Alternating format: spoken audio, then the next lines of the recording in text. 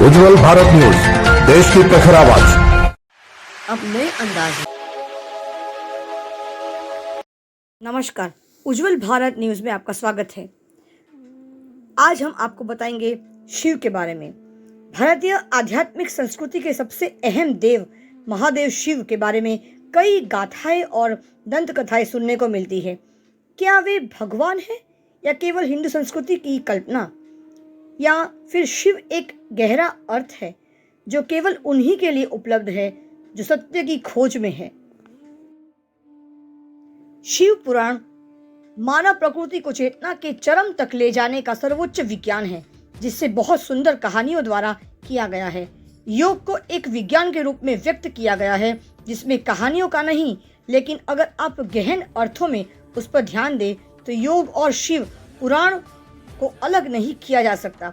एक उनके लिए है जो कहानियां पसंद करते हैं, तो दूसरा उनके लिए है जो हर चीज को विज्ञान की नजर से देखना चाहते हैं, मगर दोनों के लिए मूलभूत तत्व एक ही है। दक्षिण गुजरात के वलसाड जिले में खूबसूरत सा तड़केश्वर महादेव के मंदिर में 15 सालों के बाद शिव कथा का महा आयोजन किया जा रहा है। 21 मार्च 2023 यानी इसी माह में 21 तारीख से लेकर शुरू हो रहा है शिव कथा का महा आयोजन, और साथ में 22 मार्च से शुरू हो रहा है चैत्र यानी बड़ी नवरात्रि। एक तरफ शिव कथा और एक तरफ नवरात्रि का शुभ मुहूर्त। ऐसा लगता है जैसे शिव के बगल में हमारी पार्वती माँ विराजमान होगी। एक तरफ शिव कथा का महा आयोजन किया जा रहा है वलसाड के तड़केश्वर के महादेव मंदिर में, दूसरी तरफ 22 तारीख से चैत्र नवरात्रि का भी शुभारंभ होने जा रहा है। तो ये एक खूबसूरत सा मिलन होने जा रहा है। तो आइए चलिए हम सब मिलकर इस शिव कथा में सब लोग शामिल होते हैं, और ये कार्यक्रम शिव कथा किस प्रकार से आयोजित होने जा रहा है, कितने दिनों के लिए होगा और किस प्रकार से आयोजन किया जा रहा है, आइए जानते हैं। चंदू भाई हमारे साथ उपस्थित है, हमारे साथ महाराज भी उपस्थित है, हमारे साथ किशोर गिरी भी उपस्थित है। तो आइए सुनते हैं कि ये वलसाड जिले में 15 वर्षों के बाद तड़केश्वर महादेव के मंदिर में शिव कथा का आयोजन किस प्रकार से हो रहा है। आपका स्वागत है। 21 मार्च से लेकर 29 मार्च तक शिव कथा का आयोजन वलसाड के तड़केश्वर महादेव के मंदिर में किया गया है। आइए बात करते हैं चंदू जी से। इस शिव कथा का जो आयोजन है, हर रोज कितने लोग यहाँ पे आने की संभावना है, आइए जानते हैं। और शिव कथा का यहाँ पे जो हेतु है वो क्या है, आइए बात करते हैं चंदू जी से। चंदू जी आगे आओ।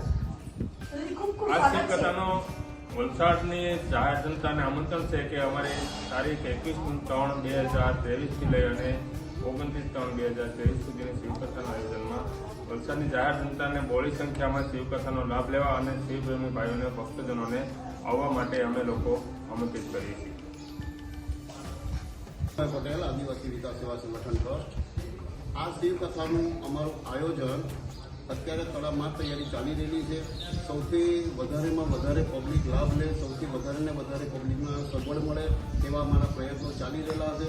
અને હું જાહેર જનતાને આમંત્રિત કરું છું કે સૌ આવી અને શિવ કથાનો લાભ લે। તડકેશ્વર મંદિરે 15 વર્ષ પછી પ્રથમ વખતે કથાનું આયોજન થયેલું કરવામાં આવેલું છે, અને આ આયોજનમાં અમારી એક જ એવી ભાવના છે કે જે આસ્થા અને ભાવનાના વિષય પર લોકો સૌથી વધારે ને વધારે આ શિવ કથામાં જોડાય તેવું હું સૌને આવું છું। દરરોજ કેટલા દર્શન કરવા માટે લોકો આવશે, શું લાગે તમને આશરે કેટલા લોકો આવશે દરરોજ? અત્યારે પબ્લિકનું વ્યૂ જોતાં એવું લાગે છે કે 8 થી 10 હજાર પબ્લિકની અમે વ્યવસ્થા કરી છે, અને સંભાવના છે કે 8 થી 10 હજાર પબ્લિક એનો લાભ લેવા માટે આવશે તેવી અમને શક્યતાઓ દેખાય। ये जो हमारा शिव कथा 21 तारीख से 29 तारीख तक जो चलने वाला है, उसमें पूरे गुजरात के साधु संत में पधारने वाले हैं। उसमें खास करके अपने किन्नर अखाड़े के जो महंत है आचार्य महामंडलेश्वर लक्ष्मीनाथ त्रिपाठी, जो अपने पूरे इंडिया के महामंडलेश्वर है और एक किन्नर अखाड़े के सब बड़े मंत है, वो भी इसमें पधारने वाले हैं। और जूनागढ़ अपने दसनाम जूना अखाड़ा के महेंद्रानंद गिरी बापू 1008 महामंडलेश्वर और जय अंबानंद गिरी जी बापू 1000 महामंडलेश्वर, वो सब अपने ये प्रोग्राम में आशीर्वाद देने के लिए पधारने वाले हैं। तो एक हमारे बाजू में सोमनाथ के बाजू में गणपतपुरी बापू जी है, वो भी दोकड़वा गांव के, वो भी इधर पधराने वाले हैं। और अपने वलसाड जिले के आजू बाजू के साधु संत है, वो भी थोड़े इसमें पधराने वाले हैं। तो सभी को, जनता को मेरे को अनुरोध है कि अपन ऐसे तो साधु संतों का आशीर्वाद लेने के लिए जूनागढ़ सब बड़ी बड़ी जगह से जाना पड़ता है। तो यहाँ एक दिन ऐसा होगा कि अपने पूरे साधु समाज इधर इकट्ठा होने वाले हैं, तो यहाँ ही इसका दर्शन का लाभ मिलने वाला है सबको। तो सभी को मेरे को अनुरोध है कि हमारा 10 नाम कौसुमी समाज तो आने वाला है, प्लस सभी समाज के लोग उस दिन पधारे और साधु संतों का आशीर्वाद प्राप्त करें, ऐसा एक मेरा अनुरोध है। धन्यवाद। गुरु जी हमारे साथ गुरु जी हैं, आइए पूछते हैं कि इस शिव कथा के बारे में उनसे जानकारी देते। नमो नारायण, ओम नमः शिवाय।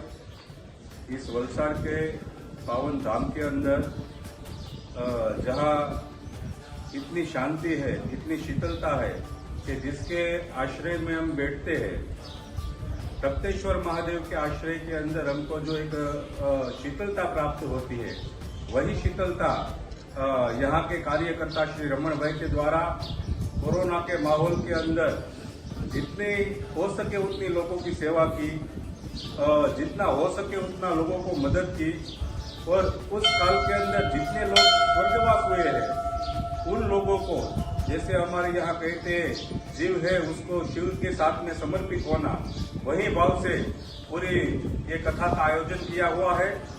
इस कथा के दौरान सभी लोगों को हृदय से आमंत्रण है कि आए, हमारे साथ जुड़े, और जो ये स्वर्गस्थ आत्मा है उनकी मोक्ष के लिए और उसके जीव को शिव जी में समर्पित होने के लिए आह्वान करें। साथ में इस मंदिर से और इस संस्थान से जुड़े हुए सभी लोगों को एक बात और कहना चाहता हूं कि जो आपने संकल्प किया है वो संकल्प सिद्ध तो होगा, लेकिन लोगों के लिए एक मायने भी होगा कि ऐसा लोग जुड़े और लोग सीखे भी कि ऐसा आयोजन होना चाहिए और सभी लोगों को साथ में लेके आगे बढ़ना चाहिए। और खास तौर पे जो रमन भाई है उसकी सराहनीय सेवा है, कोरोना काल में भी रही है, और इस कथा के दौरान भी उसका जो श्रम है वो अथाक श्रम है और उसकी कोई कंपैरिजन भी नहीं कर सकता। और लास्ट में तो इतना ही कहूँगा कि जो स्वर्गस्थ आत्मा है उसको हम शिव जी के साथ में समर्पित करें। ओम नमः शिवाय। धन्यवाद। મારું નામ રાહુલ છે અને આપથી ઓળખાણ છું।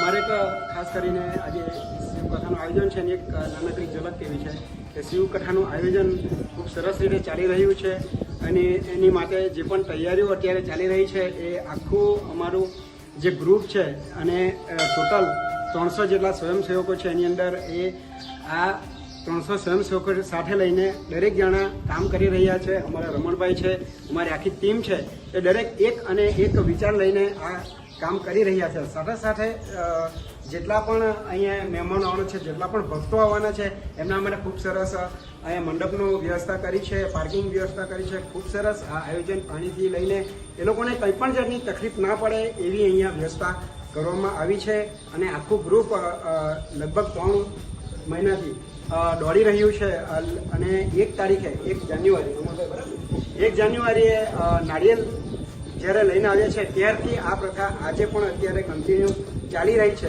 અને ઘણીવાર એવું કહેવાય છે કે આદિવાસી છે ને આટલું મોટું કાર્યક્રમ કેવી રીતે કરી શકશે, પણ એવું કહેવાય કે જેનો જન્મ છે એનું મૃત્યુ છે અને જેનું શરૂઆત છે એનો અંત પણ છે જ। એટલે આ શરૂઆત એકદમ પાવરફુલ થઈ રહી છે, એનો અંત પણ અમે એકદમ પાવરફુલ કરીશું અને લોકોને એવી પ્રેરણા મળશે કે ખરેખર આયોજન કરાય તો કેવી રીતના કરાય, કથા કરાય તો કેવી રીતના કરાય, આવી શિસ્ત સાથે અમે આ એક આયોજન કરી રહ્યા છીએ। ખૂબ સરસ સાંસ્કૃતિક કાર્યક્રમો સાંજે છે દિલ્હી 21 માર્ચથી 29 માર્ચ સુધી દરરોજ શિવકથા છે, 3 થી 6નો ટાઈમ છે અને 6 થી 8 મહાપ્રસાદનું આયોજન કરવામાં આવ્યું છે। ત્યાર પછી દિલ્હી સાંસ્કૃતિક કાર્યક્રમો કરવામાં આવે છે, એની અંદર જે તમે કદાચ ના જોઈ હોય એવી કૃતિઓ આપણને જોવા મળવાની છે, જે આપણા ભારતીય સંસ્કૃતિને લાગતી ઓળખતી છે અને આપણો સંસ્કૃતિ શું છે એ તમને જાણવા મળશે। દરરોજના અલગ અલગ આપણે કિન્નરોને ઇન્વાઇટ કર્યા છે, સફાઈ કામદાર વલસાડના છે એમને ઇન્વાઇટ કર્યા છે, ત્યાર પછી શિક્ષકો છે, વકીલો છે, ડૉક્ટરો છે, આ બધાને આપણે અહીંયા ઇન્વાઇટ કર્યા છે. દરરોજ અલગ અલગ કૃતિઓ તમને અલગ અલગ માહોલ જોવાનો મળશે. સાથે સાથે શિવના વિચારો, જે ખરેખર શિવ શું છે એ બાપુના આપણે સુમુખે આપણે સાંભળવાના છે. તો ખૂબ સરસ આયોજન છે. તો દરેક જેટલા પણ ભક્તો છે એમને ખાસ નમ્ર વિનંતી છે કે 9 દિવસ આ લાભ લેવા ચૂકશો નહીં. કારણ કે આ 15 વર્ષ પછી થયું છે, પાછું ક્યારે થાય એ નહીં ખબર પડે. તો ખરેખર આ લાભ ચૂકશો નહીં. બસ थैंक यू सो मच. ओम नमः शिवाय. अंत में वो होता है आदिवासी. अगर वलसाड के प्रांगण में 15 साल के बाद एक बड़ा शिव कथा का आयोजन हो रहा है. इसमें हम सब आदिवासी विकास संगठन के प्रमुख जो रमन भाई है, उसके द्वारा एक संगठन बनाया है और पूरे समाज के द्वारा एक बढ़िया शिव कथा का आयोजन किया है. अभी इसमें ऐसा है कि कोरोना संक्रमित जो हुए थे जो कोरोना के काल के दरमियान, तो वो साल में जो मृत्यु हमें है उसकी याद में उसकी स्मरणार्थ में एक अपना शिव कथा का आयोजन है. तो सभी को जो है अपने उसको इसमें शामिल होने के लिए हम थोड़ा अनुरोध कर रहे हैं कि ये शिव कथा में पूरा समाज और सब समाज इधर इकट्ठा हुए और ये शिव कथा का अपने आंगन में है, अपने वलसाड के आंगन में, तो उसका लाभ ले रहे हैं. जी, पूरे कार्यक्रम का आयोजन जो है हर दिन कुछ नया क्या कार्यक्रम है वो जरा बताइए, इसका मुझे बता दीजिए. इसमें क्या है, 9 दिन एक सांस्कृतिक प्रोग्राम रहने वाला है. तो हर दिन अलग अलग समाज के द्वारा कुछ न कुछ प्रोग्राम रहेगा. एक अपने मिलिट्री वाले जो भी है अपने समाज के, वो भी एक बड़ा सा एक देशभक्ति का कुछ नया कलाकृति रजू करने वाले हैं जो देश के लिए और अपने समाज के लिए उपयोगी होगा. और काफी सारे समाज के लोग भी ऐसे हैं कि जो अपने अंदर जो संस्कृति छुपी है अपने देश के प्रति, वो भी इधर प्रस्तुत करने के लिए उत्सुकता सब दिखा रहे हैं.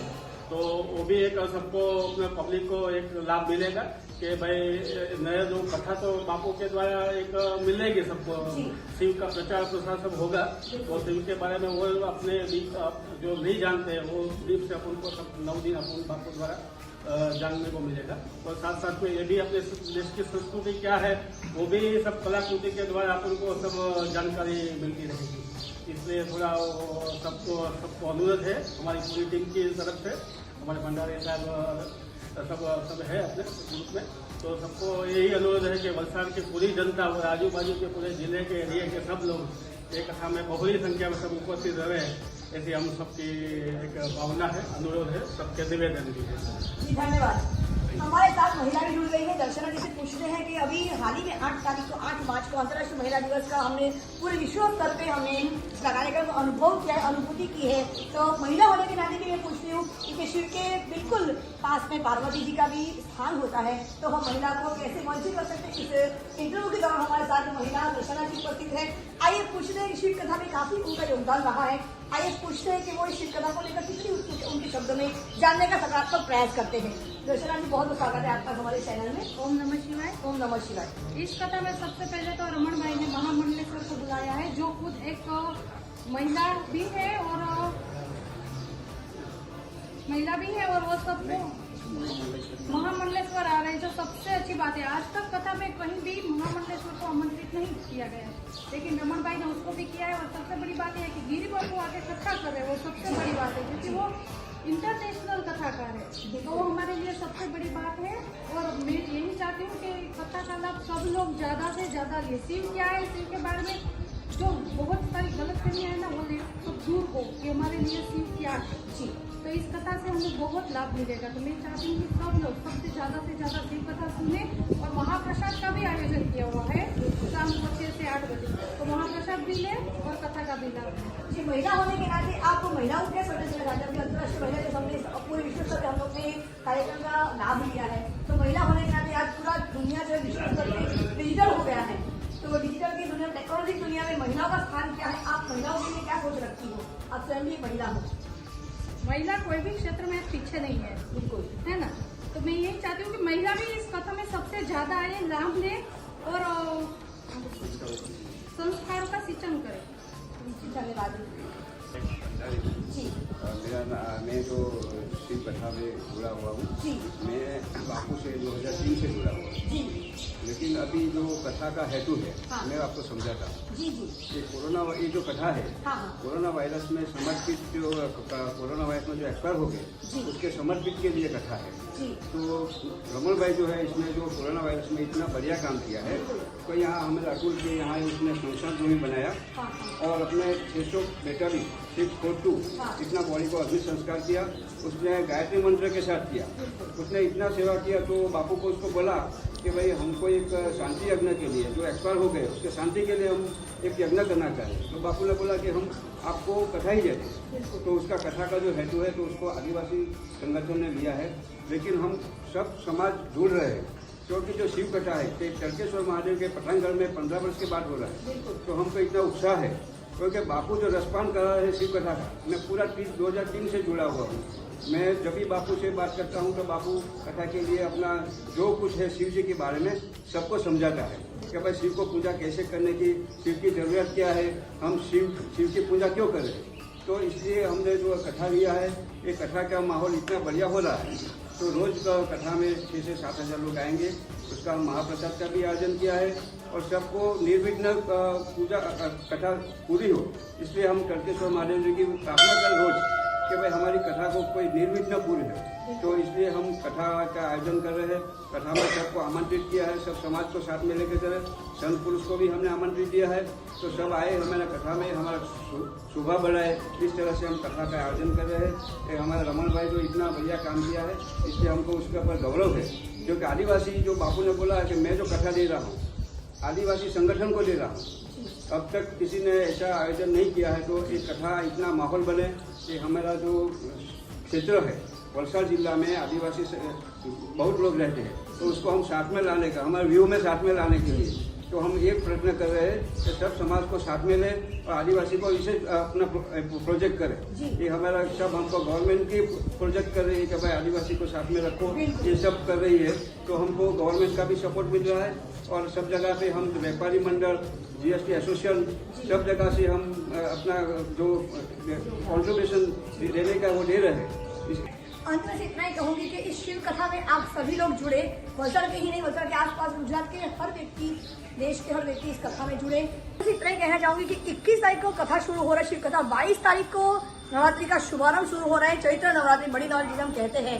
तो एक बहुत ही सुंदर खूबसूरत सा मिलन होने जा रहा है। एक तरफ शिव कथा, एक तरफ खूबसूरत सी चैत्र महीना की बड़ी नवरात्रि, जिसे हम बहुत ही धूमधाम से मनाते हैं। तो नवरात्रि के साथ साथ शुरू हो रहा है शिव कथा, यहाँ पर आकर जरूर जुड़िए। और जैसे इन्होंने कहा है कि आदिवासी यानी वन की सुरक्षा संरक्षण करने वाले यानी वनवासी, हमारे पृथ्वी पे जितने वन हैं उतने ही वो वन को चाहते हैं और वन की रक्षा करने वाले वो होते वनवासी। और ये वन को ही अपना देवी, अपना भगवान, अपना सर्वोपरि मानते हैं। कहा कि अंत, जीवन का अंत, मैं कहूंगी कि जीवन का अंत एक नई सृष्टि की शुरुआत होती है। इस प्रकार से फुल स्टॉप यानी पूर्ण विराम नए वाक्य की शुरुआत होती है। उसी तरह से मृत्यु एक नए जीवन की ओर, अंधकार से उजाले की ओर लेके जाता है। उज्जवल भारत न्यूज हमेशा प्रयास करता है सकारात्मक कि हर समय पे सही चीज सही लोगों तक पहुंचाने का, सही दिशा और सही सोच के साथ पहुंचाए। उज्जवल भारत न्यूज, देश की प्रखर आवाज। चैनल के साथ जुड़े रहिए, चैनल को लाइक करें, शेयर करें, सब्सक्राइब जरूर करें। सीमा भट्टाचार्य, वलसाड़ से, चरकेश्वर महादेव के मंदिर से, धन्यवाद। और हाँ, 21 तारीख से, तारीख मत भूलिएगा, 21 मार्च 2023 से लेकर 29 मार्च 2023 तक शिव कथा का आयोजन यहाँ पे बड़े पैमाने में होने जा रहा है। तो आप सब जुड़िए और शिव कथा का आनंद लीजिए। धन्यवाद।